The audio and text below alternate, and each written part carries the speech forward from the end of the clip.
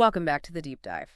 Today, we're really getting into something fascinating. It's this idea that reality itself, everything around us, isn't really solid. It's vibrating. We're talking about the law of vibration. And we're going to explore what that could mean for, your health, your relationships, basically your whole life path. Our insights today are pulled from a really interesting YouTube video, The Law of Vibration Explained by Mindset Vibrations. So let's unpack this. What if, the whole universe is this giant symphony and you're playing an instrument in it?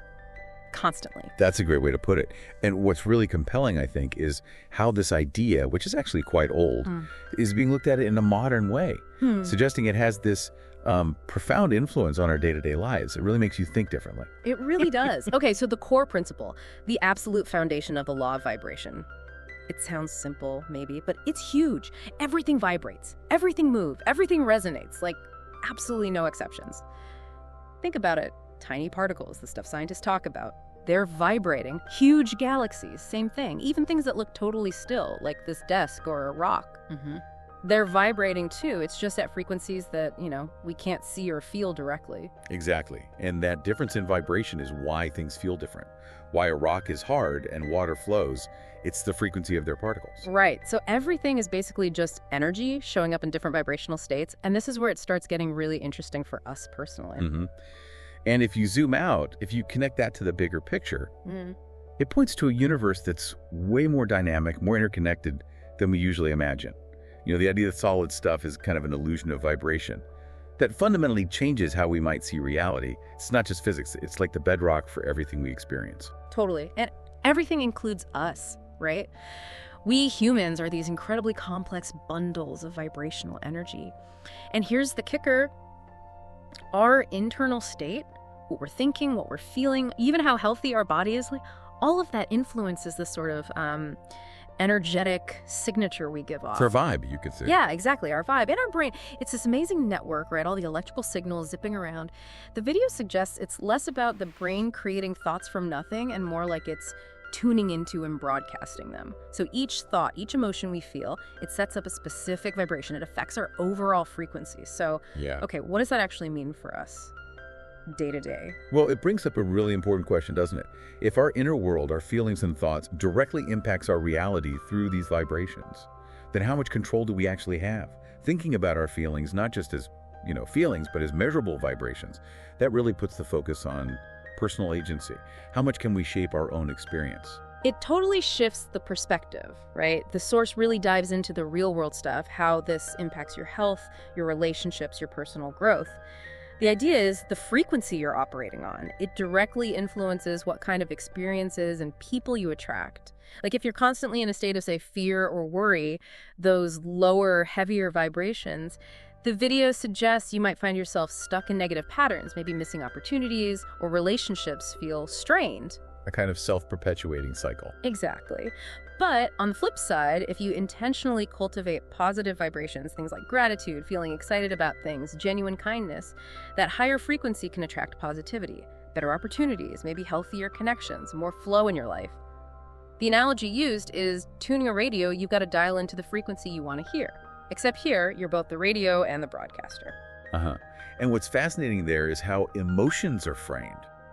Not just as subjective states, but as direct indicators of your vibration. Joy isn't just feeling good, it's a high, fast frequency. Unease or anxiety, that's a lower, denser frequency.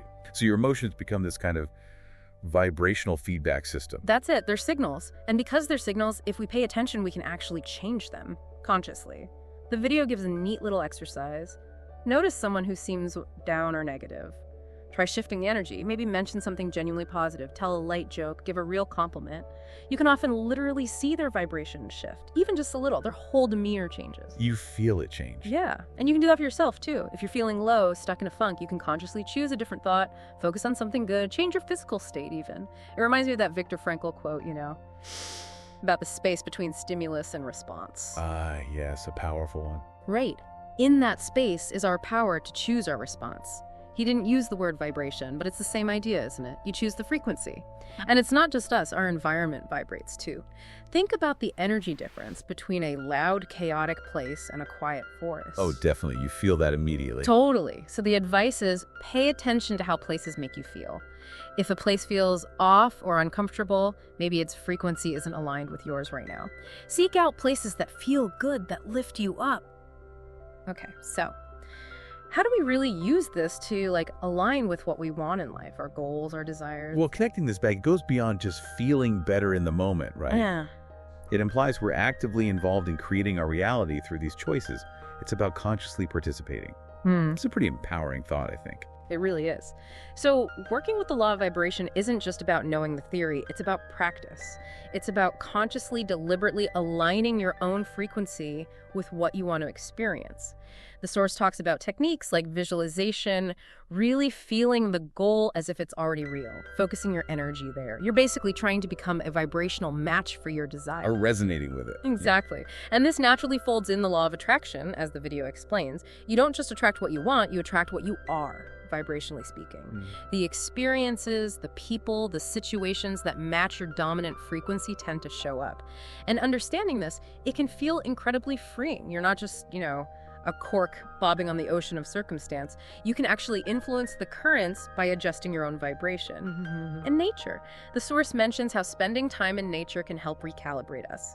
Being near a calm lake, listening to wind in the trees, watching a sunset. There's a harmony there. Yes. Nature often vibrates at this really balanced high frequency, and being in it can help tune us back to that state of equilibrium. It's like hitting a reset button. What's really profound here is the idea that this isn't something you switch on and off. This law is always operating. Even when you're asleep, the universe is responding to your dominant vibrations. It really highlights the importance of, consistent conscious effort in managing our inner state, because the feedback loop is always active. Wow, yeah. So learning to work with this law, it's almost like learning a new language, isn't it? The language of energy, of frequency.